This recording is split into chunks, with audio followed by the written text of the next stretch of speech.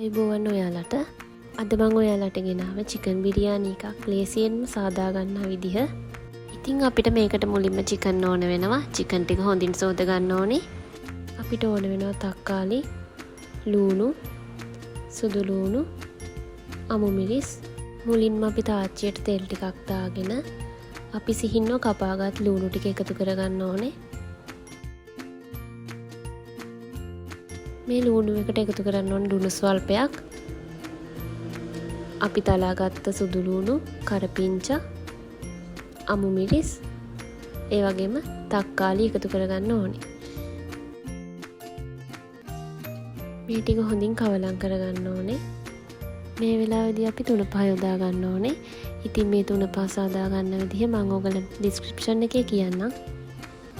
කරද මුංගු, කරාබු නැටි, වසාවාසි, ඒ වගේ අමුද්‍රව්‍ය 9ක් එකතු කරලා තමයි අපි මේ මිශ්‍රණය සාදාගන්නේ. ඊට අමතරව අපි මිරිස් කුණු අමු 3-5 හොඳින් බැදගෙන මේ මිශ්‍රණයට දාන්නත් ඕනේ. ඒකත් මම ඔයාලට පැහැදිලි කරන්නම්. ඊට පස්සේ අපි මීකිරි යොදා ගන්න ඕනේ. මම නම් හැඳි සාමාන්‍ය මේස හැඳි පුරවලා 2ක් වගේ දාගත්තා. ඊට පස්සේ මේ මිශ්‍රණයට වතුර ටිකක් එකතු කරන්න ඕනේ.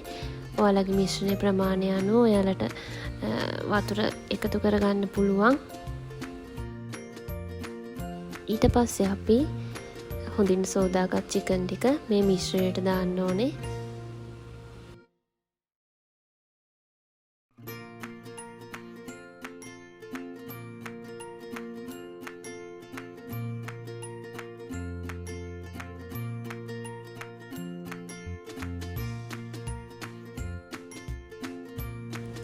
මේ වෙලාවේදී අපි පදම අනුව ලුණු එකතු කරගන්න ඕනේ. ඉතින් ඔයාලට පේනවා ඇති මම කලින් හදාගත්ත මිරිස් කුඩු අමු 3-5 මික්සර් එක මේ වෙලාවේදී ටිකක් යොදාගත්තා.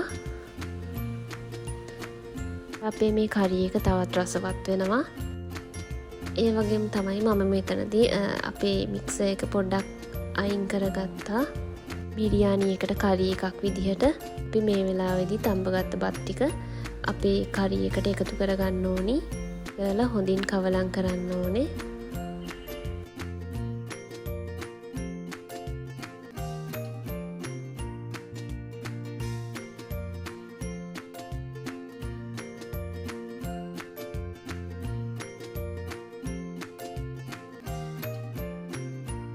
ඔන්න ඔය ආකාරයට තමයි අපි රස බිරියානි එකක් හදාගත්තේ.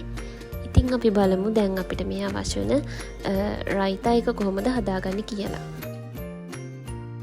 ඉතින් දැන් අපි බලමු මේ රයිතා එක කොහොමද හදාගන්නේ කියලා. ඉතින් අපිට ඕන වෙනවා තක්කාලි, අමු මිරිස්, ලූණු සිහින් කෑලි වලට කපා ගන්න. එමු ඔයාලගේ ප්‍රමාණයට මීකිරි යොදා ගන්න. ගම් මිරිස් එකතු කරන්න දෙහි ස්වල්පයක්. ඔයාලගේ රස අනුව ලුණු එකතු කරන්න. මම නම් ලුණු ආයේ පසුවත් එකතු කළා.